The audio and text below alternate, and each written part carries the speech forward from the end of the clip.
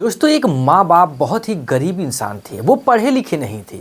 उनकी एक ही संतान थी जो कि एक बेटी थी। वो अपनी बेटी को पढ़ा लिखा कर एक अच्छा काबिल ऑफिसर बनाना चाहते थे।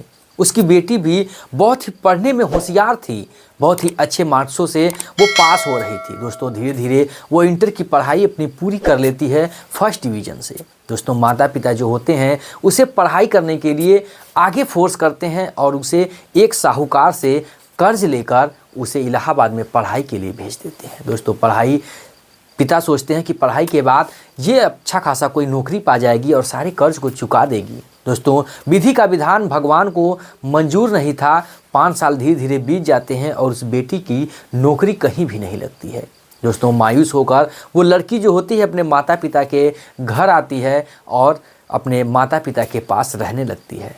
साहूकार का कर्ज इतना हो गया था कि उसे चुकाने पर जो थी बेटी वो मजबूर हो जाती है। एक दिन साहूकार का बेटा आता है और उसकी नज़र जो होती है इस गरीब किसान के बेटी पर पड़ती है तो उसकी नीयत खराब हो जाती है। क्योंकि कहा जाता है दोस्तों साहूकार का जो है कि ब्याज कभी नहीं घटता, इंसान को देते देते भले ही कलेजा दहल जाए। दोस्तों जैसे ही उसकी बेटी की जवानी उसके नज़र पर पड़ती है उसे वो गलत गलत ख्यालों में पुलाव पकाने लगता है और उसके साथ ऐसी हैवानियत करता है कि आप सोच भी नहीं सकते हैं कि एक ब्याज के बदले कोई इतना इंसान गिर जाएगा और ऐसी हरकत कर बैठेगा। दोस्तों क्योंकि समाज में ऐसे ऐसे लोग आज भी पड़े हैं जो कि अपनी मजबूरी का फ़ायदा उठाने के लिए तनिक भी नहीं सोचते हैं और मजबूरी का फ़ायदा जो है वो उठा लेते हैं। दोस्तों कहानी में सब कुछ कवर करेंगे उससे पहले आपसे छोटी सी रिक्वेस्ट है, चैनल पर नया है तो चैनल को सब्सक्राइब कर लीजिएगा। वीडियो अगर हमारी अच्छी लगे आपको तो वीडियो को शेयर कर दीजिएगा। दोस्तों कमेंट बॉक्स में अपनी राय लिखकर ज़रूर भेजिएगा कि आपको ये वीडियो कैसी लगी और ऐसी ही इंटरेस्टिंग कहानियाँ सुनने के लिए इस वीडियो में बने रहें। दोस्तों ये कहानी है बलरामपुर ज़िले की जो कि उत्तर प्रदेश में पड़ता है, जहां पर एक दिनेश नाम का एक किसान रहता है। दोस्तों उसकी पत्नी का नाम सुमन था। दोस्तों ये बहुत ही गरीब किसान थे। इनके पास 1 बीघे के आसपास की जायदाद ज़मीन थी। दोस्तों इनके कोई संतान नहीं थे। बहुत ही मिन्नतों के बाद, बहुत सी मुरादों के बाद, बहुत से जो है कि मंदिरों पर ठोकर खाने के बाद इन्हें एक औलाद की सुख प्राप्त होता है।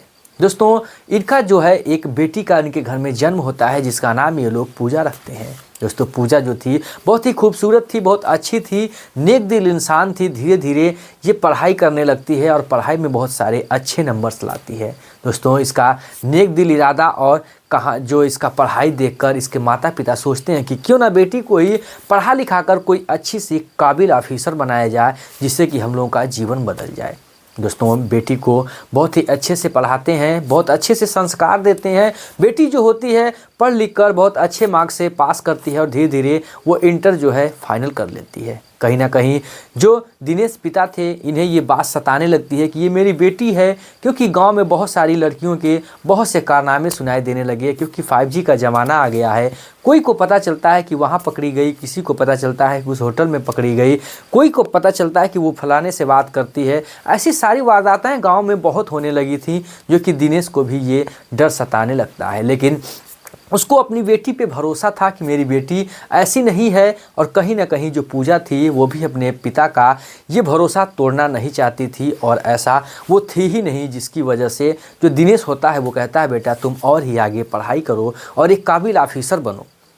बेटी को पढ़ाई के लिए वो प्रयागराज इलाहाबाद भेज देता है, जहाँ पर 50-60 हज़ार की शुरुआती इसका खर्च था, जिसको कि एक साहूकार से जाकर कर्ज लेता है 5 रुपये जो है कि सैकड़े के ब्याज पर। साहूकार कहता है कर्ज चुकाने के लिए तुम्हें बहाने नहीं करने होंगे, मुझे जो है कि कर्ज किसी तरीके से तुम्हें चुकाना होगा और आनाकानी नहीं करना होगा। पिता जो होता है वो जोश में आकर 50,000 रुपये ले आता है, कहता है कि मैं तुम्हारे कर्ज जो है चुका दूँगा सूद समेत जो है।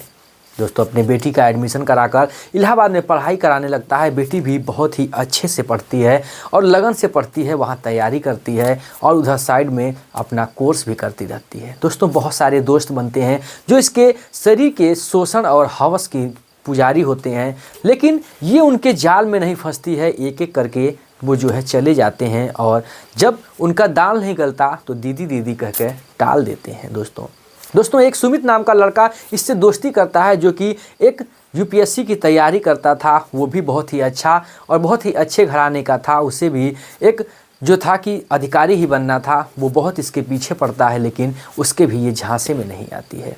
दोस्तों कहता है कि तुम मुझसे क्यों नहीं बात करती हो और मैं तुम्हें अच्छा नहीं लगता क्या? तो कहती है कि नहीं, तुम अच्छे इतने बुरे भी नहीं हो, इतने अच्छे भी नहीं हो जो कि तुमसे मैं बात करूं। बात तो करने के लिए मेरे माँ बाप हैं, प्यार करने के लिए तो मेरे माँ बाप हैं। तो कहता है वो सुमित, क्या प्यार अपने माँ बाप से ही करोगी? तुम मुझसे प्यार करो, मुझसे शादी भी कर लेना। तो कहती है नहीं, तुम मेरे माँ बाप से जाकर बात करो, अगर वो राज़ी हो जाते हैं तो मैं तुमसे शादी कर लूँगी। ऐसे नेक दिल इंसान और बहुत सारी बातें वो कहती है जिससे कि उसके दिल में वो भा जाती है दोस्तों। लेकिन करे भी तो क्या करे, वो हवस का भूखा था। वो भी सोचता था कि मुझसे इसकी जो है कि प्यार हो जाए तो मेरी भी लाइफ सेट हो ले। लेकिन कहीं ना कहीं इसकी दाल भी नहीं गलती है सुमित की, और वो उसे जो है कि फंसाने में कामयाब नहीं हो पाता है। दोस्तों अपनी तैयारी वो जारी रखता है और धीरे धीरे इसके 5 साल बीत जाते हैं और पूजा की कोई भी नौकरी नहीं लगती है। पूजा निराश होकर जो है कि अपने माता पिता के घर पर आती है। माता पिता की मजबूरियां देखती है तो उसे फिर से जाने पर जो थी कि मजबूरी हो जाती है कि फिर से वो इलाहाबाद नहीं जा पाती है पढ़ाई करने के लिए। और उधर जो सुमित था और पूजा दोनों बिछड़ जाते हैं। उसके जितने भी फ्रेंड थे वो बिछड़ जाते हैं और पूजा अपने गाँव में अपने माता पिता के पास रहने लगती है। उसी दौरान जो साहूकार था, उसका बेटा जिसका नाम सुनील था, वहाँ पर उसके घर पर आता है और कहता है कि देखिए चाचा जी, आपने 5 साल पहले जो 50,000 रुपये कर्ज 5,505 रुपये के सैकड़े पर लिया था, धीरे धीरे वो 3.5 लाख के आसपास पहुंच गया है। और ऐसा करिए कि 3 लाख की आपकी ज़मीन है, 50,000 का और इंतज़ाम करिए, अपनी ज़मीन जो है मेरे नाम कर दो और 50,000 रुपये का और इंतज़ाम करो ताकि तुम्हारा कर्ज जो है वो चुकता हो जाए। दोस्तों उसकी माँ सुनती है, रोने लगती है, अपनी बेटी को धिक्कारने लगती है कि तेरे लिए मैंने कितने रुपए तुम जमा करके तुम्हें जो है कि पढ़ाया लिखाया और तूने आज तक नौकरी नहीं कर पाई। देख क्या हाल है, जो पुश्तैनी ज़मीन थी वो भी जा रही है और हम लोग कहाँ से चुकाएंगे। वो देखकर जो पूजा थी वो रोने लगती है कि मेरे माता पिता मुझे पढ़ाने के लिए इतने सारे पैसों का बंदोबस्त किए और आज जो है उसके चक्कर में मेरी पुश्तैनी ज़मीन भी बिकने जा रही है। दोस्तों वो घर में बैठी रहती है। 2-4 दिन बाद वो जोड़कर फिर से आता है जो सुनील होता है अपने पैसे और देखता है इस पूजा के, तो उसके जो है हवस का वो भूखा हो जाता है। सुनील देखता है जैसे पूजा को उसकी नीयत ख़राब हो जाती, क्योंकि पूजा इतनी स्मार्ट और इतनी अच्छी थी कि क्यों ना अच्छे अच्छे इंसानों का जो था नीयत ख़राब हो जाए। दोस्तों फिर वो ऐसा प्लान बनाता है जिसका सुन के आपके भी होश उड़ जाएंगे। दोस्तों वो उस चाचा से जो दिनेश थे उससे कहता है अपनी सारी वो बातें, कितना रुपए हो गए हैं, अपनी ज़मीन दे दो। तो उसके बाद दिनेश मना कर देते हैं कि देखो तुम मेरी ज़मीन ले लो, 5 लाख की मालकियत की है, लेकिन तुम 3.5 में ही दे दो, मुझे कर्ज मुक्त कर दो। लेकिन वो कहता है कि मैंने तुम्हें कर्ज देते हुए कहा था कि आनाकानी नहीं चलेगी और तुम ऐसा मत बदलो, बात से मत मुकरो। अब कहीं ना कहीं दिनेश भी मजबूर हो जाता है।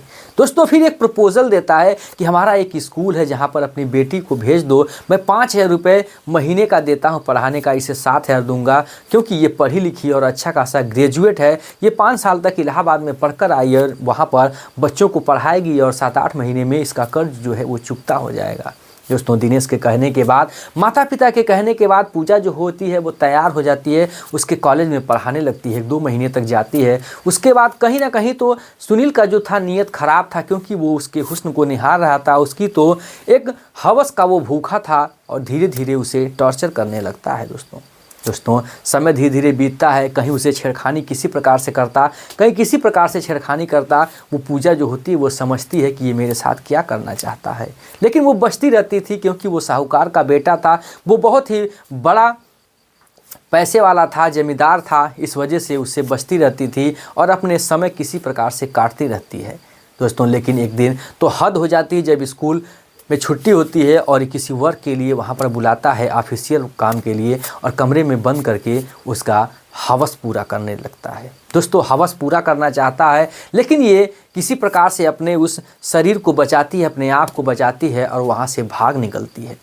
दोस्तों वो अपने उस मनसे में कामयाब नहीं होता और भागकर घर पर आती है और अपने माँ बाप को भी नहीं बताती है। बताए भी तो क्या बताए, क्योंकि उसकी इज्जत लुटने से बची थी। वो अपनी इसी बात पे सोच सोच के घबरा रही थी कि मेरा दिन यही देखने के लिए मैं जीवित थी, आज से पहले क्यों नहीं मर गई। इतना माँ बाप ने मुझे पढ़ाया लिखाया, इतना पैसे खर्च किया, जिसको चुकता करने के लिए मुझे ऐसी घिनौनी हरकत पे गिरना पड़ रहा है। अगर मैं उसका हवस अगर पूरा करने देती तो ये मुझे उसे खुशी होती और वो मेरा पैसा भी चुकता कर देता। मेरा ऐसा दिन आ गया है कि मैं चंद पैसों के लिए अपनी इज्जत को गंवा दूं, यही सोचकर वो रो रही थी कि मैं क्यों नहीं ऐसा कर्म करने से पहले ही मर गई।